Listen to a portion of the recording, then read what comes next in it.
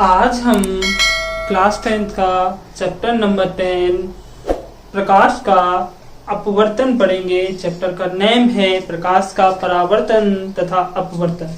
Okay, with NCERT pattern. चलिए, पाठ है हमारा 10 और चैप्टर नेम है हमारा प्रकाश का परावर्तन तथा अपवर्तन। आज हमारा टॉपिक है प्रकाश का अपवर्तन। प्रकाश का अपवर्तन, रिफ्रैक्शन ऑफ लाइट। प्रकाश का अपवर्तन है क्या, ये समझते हैं। आप एक कल्पना कीजिए कि आप कहीं से जंप लगा रहे हैं और नीचे वाटर है, कहीं आपने जंप लगाई है कूदने के लिए और नीचे है आपका वाटर। जैसे जंप लगा के नहाते हैं हम स्विमिंग पूल वगैरह में, तो जब हम ऊपर से कूदते हैं तो हमारी स्पीड बहुत हाई होती है, पर जैसे ही हम वाटर या पानी में प्रवेश करते हैं हमारी स्पीड हो जाती है कम। हमारी स्पीड हो जाती है कम। इसका अर्थ है कि यदि हम ऊपर से, यानी जो कि आपका माध्यम है वायु है, उससे वाटर वाले माध्यम में प्रवेश करते हैं तो स्पीड के साथ साथ हम जिस दिशा में जा रहे होते हैं उस दिशा से भी भटक जाते हैं। और सेम ये बिल्कुल अप्लाई होता है आपका प्रकाश के परावर्तन में। देखिए कैसे। प्रकाश के अपवर्तन में, प्रकाश का अपवर्तन होने के लिए दो माध्यम होना जरूरी है। दो माध्यम होने चाहिए। दो माध्यम कंपल्सरी है। यदि दो माध्यम नहीं होंगे तो अपवर्तन हो ही नहीं सकता। एक माध्यम में अपवर्तन संभव ही नहीं है। दो माध्यम होने चाहिए। और दो माध्यम कौन कौन से होने चाहिए? एक तो होना चाहिए हमारे पास विरल माध्यम। विरल माध्यम। और दूसरा नंबर का हमारे पास माध्यम होना चाहिए सघन माध्यम। सघन माध्यम। दूसरा माध्यम कौन सा होना चाहिए आपको? सघन माध्यम। ये दोनों माध्यम जब होंगे तभी प्रकाश का अपवर्तन की घटना को समझना और हो पाना संभव है। अदरवाइज प्रकाश की जो अपवर्तन की घटना है वो संभव नहीं हो सकती। अब मैं आपको इन दोनों माध्यमों के बारे में बता देता हूं। विरल माध्यम क्या होता है? जैसे आप मान सकते हो वायु, ओके ना, और सघन माध्यम मान सकते हो कांच। यानी जिसमें जो अणु हैं वो थोड़ा दूर दूर हों। जिसमें अणु हैं वो थोड़ा सा दूर दूर होंगे तो वो सघन माध्यम होगा। पर जब अणु बहुत क्लोज आ जाएं, पास पास आ जाएं, ठीक है, वहां पर होगा आपका सघन माध्यम। यानी जहां सांस लेने की जगह ना हो वो आपका सघन माध्यम। जहां खुली एकदम फ्रीली सांस को ले सकते हो वो आपका विरल माध्यम। ठीक है। जैसे अगर हम पानी में जाते हैं तो हमें सांस लेने में तकलीफ होती है, समस्या आती है, तो वो सघन माध्यम है। ओके। यदि हम वायु में आ जाते हैं, यहां पर पहुंच गए, तो वो हमारा विरल माध्यम हो गया। ओके ना। जैसे जैसे अलग अलग माध्यमों के लिए अलग अलग बात करते हैं हम। कांच भी हमारा सघन माध्यम है। विरल माध्यम, अगर कांच और जल को एक साथ लिया जाए तो जल हमारा विरल माध्यम हो जाएगा, कांच हमारा सघन माध्यम हो जाएगा। यानी दो माध्यमों की कंपेयर करने पर हमें देखना होता है कि कौन सा माध्यम में अणु जो हैं वो दूर दूर हैं। जिसमें अणु दूर दूर होंगे वो आपका कहलाएगा विरल माध्यम, और जिसमें अणु बहुत पास पास होंगे वो आपका कहलाएगा सघन माध्यम। कंपेयर करनी पड़ेगी हमेशा हमें दो माध्यमों की, तब उसके बाद हमें पता चलेगा कि कौन सघन है और कौन विरल है। सिंपल सा आप इसको समझ सकते हैं। तो मैंने एक वायु का एग्जांपल ले लिया, दूसरा कांच का ले लिया। कांच की जगह वाटर भी हो सकता है, ऑयल भी हो सकता है, कोई भी, ठीक है। तो सिंपल सा मतलब है हमारा कि विरल माध्यम में अणु जो होते हैं वो दूर दूर होते हैं, सघन माध्यम में अणु पास पास आ जाते हैं। इस प्रकार से हम अन्य माध्यमों की कंपेयर कर सकते हैं। जैसे मैंने आपको बताया कि जल और कांच लेते हैं तो कांच में थोड़े से ज्यादा नजदीक होते हैं अणु, जल में थोड़े से ज्यादा दूर होते हैं। तो कांच जो हो जाता है हमारा सघन हो जाएगा जल के सापेक्ष, जल हमारा विरल हो जाएगा किसके सापेक्ष, कांच के सापेक्ष। अगर जल और वायु की बात करें तो वायु में अणु थोड़े ज्यादा दूर दूर होते हैं जल की अपेक्षा, तो जल हमारा सघन हो जाएगा वहां पर, और वायु जो हो जाएगी वो विरल माध्यम हो जाएगी। क्लियर ना? ठीक है, चलिए अब आगे बढ़ते हैं इसके नेक्स्ट टॉपिक पर।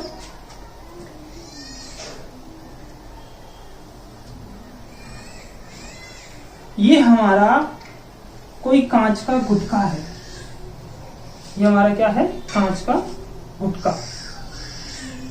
ये कांच का बना हुआ है पूरा, ओके ना। और कांच का बना है तो इसमें जो है अणु पास पास होंगे, अणु जो होंगे वो कैसे होंगे, पास पास होंगे, नजदीक नजदीक होंगे अणु। यानी ये कौन सा माध्यम हो गया हमारा, ये हमारा हो गया सघन माध्यम, सघन माध्यम।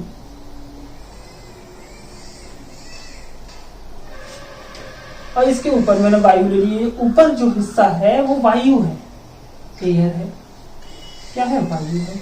और नीचे भी मैंने इसमें वायु ही ले ली है, ये वायु है। अब यहाँ पर हम समझते हैं प्रकाश का अपवर्त, ओके ना। मान लीजिए ये कोई है प्रकाश की किरण, ये क्या है, प्रकाश की किरण, ये है प्रकाश की किरण। प्रकाश की किरण है, ओके ना।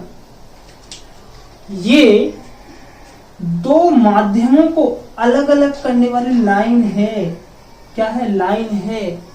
अपवर्तक तल बोलते हैं इसको, अपवर्तक तल। जब ये प्रकाश किरण इस तल पर इंसिडेंट होती है और उसके बाद ये कांच में प्रवेश करती है, उसके बाद ये कांच में प्रवेश करती है, तो होता क्या है कि इसको जाना चाहिए था सीधा, इसको जाना चाहिए था सीधा, पर ऐसा ना होकर, क्योंकि कांच है आपका सघन माध्यम, तो इसकी चाल हो जाएगी परिवर्तित। और जब इसकी चाल परिवर्तित हो जाएगी तो ये कुछ इस तरीके से आएगी, कुछ इस तरीके से आएगी, ओके ना। जब इसकी चाल परिवर्तित हो जाएगी तो ये जो किरण थी वो कुछ इस तरीके से आएगी, ओके ना। यहाँ पर हम एक अभिलंब ले लेते हैं, यहाँ पर हम एक अभिलंब ले लेते हैं, ओके ना। ये जो ये वाली किरण होती है इसका नाम होता है आपतित किरण, आपतित किरण। ये जो है, जो निकल के गई है कांच में जो चल रही है, इसका नाम होता है अपवर्तित किरण, अपवर्तित किरण, okay. Incident ray and refracted ray, okay ना। तो आप समझिए फिर से इस चीज को, क्या है ये, कि जब कोई प्रकाश किरण, इसकी डेफिनेशन है, जब कोई प्रकाश किरण एक माध्यम से दूसरे माध्यम में जाती है तो अपने मार्ग से विचलित हो जाती है, अपने रास्ते पर से भटक जाती है, ओके ना। यानी इस प्रकाश किरण को जाना किधर चाहिए था, जाना इधर चाहिए था, जाना इधर चाहिए था, बट ये इधर न जाकर अविलंब की ओर झुक गई, अविलंब की ओर झुक गई। इसका अर्थ क्या हो गया कि जब कोई प्रकाश किरण एक माध्यम से दूसरे माध्यम में जाती है तो अपने मार्ग से विचलित हो जाती है, और साथ ही साथ कि जब कोई प्रकाश किरण विरल माध्यम से सघन माध्यम में जाती है तो क्या हो जाता है, अविलंब की ओर झुक जाती है। देखो अविलंब की ओर झुकी है, ओके ना। यानी जैसे प्रकाश में जो प्रकाश की चाल जो निर्वात में होती है 3 × 10⁸ मीटर पर सेकंड होती है, तो निश्चित ही यहाँ पर जो चाल रही होगी वो कम हुई है, इसलिए ये अविलंब की ओर झुकी है। क्लियर? ठीक है, चलिए एक और इसका डायग्राम बनाते हैं हम।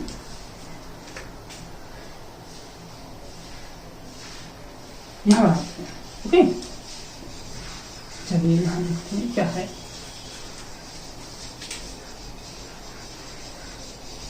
अब हमने ऊपर जो माध्यम ले लिया है, ये जो माध्यम है वो आपका है सघन माध्यम, ये है सघन माध्यम। और ये नीचे जो माध्यम लिया है हमने वो है आपका विरल माध्यम, ये है आपका विरल माध्यम, ओके ना। ये ऊपर सघन माध्यम, नीचे विरल माध्यम, ओके। तो जब कोई प्रकाश किरण ऊपर सघन माध्यम में, तो जब ये कोई प्रकाश किरण आई इस तरीके से, जब कोई प्रकाश किरण किसी सघन माध्यम से विरल माध्यम में जाती है तो क्या होता है, अविलंब से दूर हट जाती है। जब कोई प्रकाश किरण सघन माध्यम से विरल माध्यम में जाती है, अविलंब से दूर हट जाती है, और ये यहाँ पर अविलंब हो गया। तो क्या हो गया, अविलंब हो गया, ओके ना। हम कह सकते हैं कि जब कोई प्रकाश किरण एक माध्यम से दूसरे माध्यम में जाती है तो अपने मार्ग से विचलित हो जाती है। इसकी निम्न 2 स्थितियां संभव हैं कि जब प्रकाश किरण विरल माध्यम से सघन माध्यम में जाए तब क्या होता है, जब प्रकाश किरण विरल माध्यम से सघन माध्यम में जाती है तो अविलंब की ओर झुक जाती है। जब कोई प्रकाश किरण सघन माध्यम से विरल माध्यम में जाती है तो अविलंब से दूर हट जाती है। क्लियर? चलिए अब नाम दे देते हैं। ये है अविलंब, ये है अविलंब नॉर्मल, इसका नाम है आपतित किरण, आपतित किरण। ये है आपकी अपवर्तित किरण, अपवर्तित किरण, ओके ना। अब ये वाला एंगल है, ये वाला एंगल है, ये कौन सा एंगल है, ये है आपका आपतन कोण। इस कोण का नाम है आपतन कोण, इट मीन्स आई। ये वाला जो कोण है जो विलंब के साथ बन रहा है, ये वाला कोण है आपका, ये वाला कोण है, इधर बना देते हैं हम इस कोण के लिए। ये है आपका अपवर्तन कोण, अपवर्तन कोण, कौन सा कोण, अपवर्तन कोण। ये अपवर्तन कोण आर से इसको शो कर देते हैं, यानी ये आई है और ये क्या है, आर है। क्लियर? ऐसे सेम यहाँ पर होगा। ये क्या होगा आपका, ये वाला कोण कौन सा होगा, ये वाला कोण होगा आपका आई यानी आपतन कोण, ये होगा आपका अपवर्तन कोण यानी आर, सॉरी गलत, ये होगा आपका आर अपवर्तन कोण। क्लियर ना? कोई समस्या है तो बताइए। चलिए डायग्राम समझ आ गया आपको दोनों, कि जब कोई प्रकाश किरण एक माध्यम से दूसरे माध्यम में जाती है तो अपने मार्ग से विचलित हो जाती है। क्लियर? इसकी 2 स्थितियां पॉसिबल हैं। एक ये कि जब कोई प्रकाश किरण विरल माध्यम से सघन माध्यम में जाती है तो अविलंब की ओर झुक जाती है, ओके ना। जब कोई प्रकाश की किरण सघन माध्यम से विरल माध्यम में जाती है तो अविलंब से दूर हट जाती है। कारण वही है कि आप दौड़ते हुए जा रहे हो, वायु में दौड़ रहे थे पहले, अचानक पानी में चले गए, तो क्या आप जितनी स्पीड से वायु में दौड़ रहे थे उतनी ही स्पीड से वाटर के अंदर रनिंग कर पाओगे क्या? बिल्कुल नहीं, ओके ना। तो प्रकाश भी उसी स्पीड से नहीं चल सकता किसी भी सघन माध्यम में जितना कि वो निर्वात या वायु में चलता है। क्लियर ना? यही रीजन है कि जब प्रकाश किरण विरल माध्यम से सघन माध्यम में जाता है तो अविलंब की ओर झुक जाता है। इसका अर्थ है कि उसकी चाल कम हो गई, इसका अर्थ है उसकी चाल कम हो गई। पर जब प्रकाश किरण विरल सघन माध्यम से विरल माध्यम में जाती है तो वो अविलंब से दूर हट जाती है। इसका अर्थ है कि पहले वो धीरे धीरे चल रहा था, जैसे ही उसे जगह मिली वो अपनी स्पीड से भागा, तो क्या हुआ, एक साथ उसने अपना रास्ता परिवर्तित किया। जाना चाहिए था इसको इस मार्ग पर उसे तो मिला खुला स्पेस मिलने की वजह से उसकी स्पीड अप हो गई। अप होने की वजह से वो थोड़ा सा फास्ट चला। क्लियर ना, कोई समस्या तो नहीं? ठीक है, चलिए। इसके होते हैं दो नियम, जैसा कि आपने प्रकाश के परावर्तन में दो नियम पढ़े हैं, यहाँ पर भी दो नियम पढ़ेंगे आप लोग। ठीक है, एक नियम प्रकाश के परावर्तन और इसका सेम है, दूसरा नियम चेंज है। पहला नियम क्या था आप समझिएगा। पहला नियम यहाँ लिख देता हूं मैं, ये क्या थी आपकी वायुली थी, और ये है पहला नियम। नियम पढ़ रहे हैं अब हम,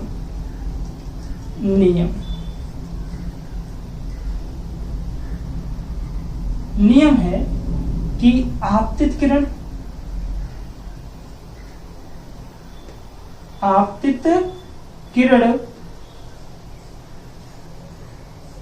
कॉमा आपतित किरण ये होगी, कॉमा अपवर्तित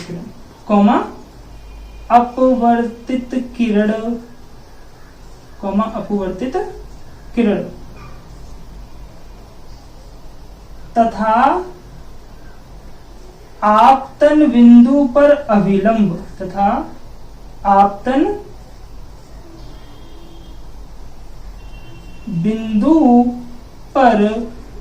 अभिलंब तीनों एक ही तल में होते हैं।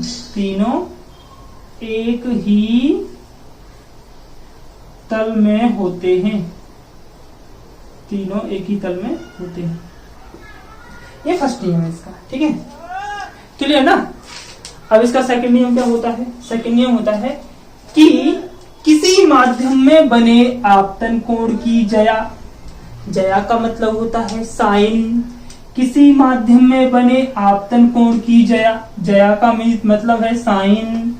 किसी माध्यम में बने आपतन कोण की जया साइन आई, तथा दूसरे माध्यम में बने अपवर्तन की कोण की जया साइन आर का अनुपात एक नियतांक होता है। क्लियर? दूसरा नियम फिर से सुनिएगा। किसी माध्यम में बने आपतन कोण की जया साइन आई तथा दूसरे माध्यम में बने अपवर्तन कोण की जया साइन आर का अनुपात एक नियतांक होता है। सेकंड लॉ है इसका। किसी माध्यम में बने आपतन कोण की जया साइन आई तथा दूसरे माध्यम में बने अपवर्तन कोण की जया साइन आर का अनुपात एक नियतांक होता है। नियतांक कांस्टेंट वैल्यू रहती है। ये इसे स्नेल का नियम भी कहते हैं। स्नेल का नियम भी हम इसको बोल देते हैं कि किसी माध्यम में बने आपतन कोण की जया तथा दूसरे माध्यम में बने अपवर्तन कोण की जया का अनुपात एक नियतांक होता है। इसे हम स्नेल का नियम भी कहते हैं। ओके ना, ये प्रकाश का अपवर्तन का टॉपिक आपका खत्म हुआ। यहाँ पर इतनी सारी चीजें हैं इसमें, और भी हम नेक्स्ट वीडियो में देखेंगे। ओके।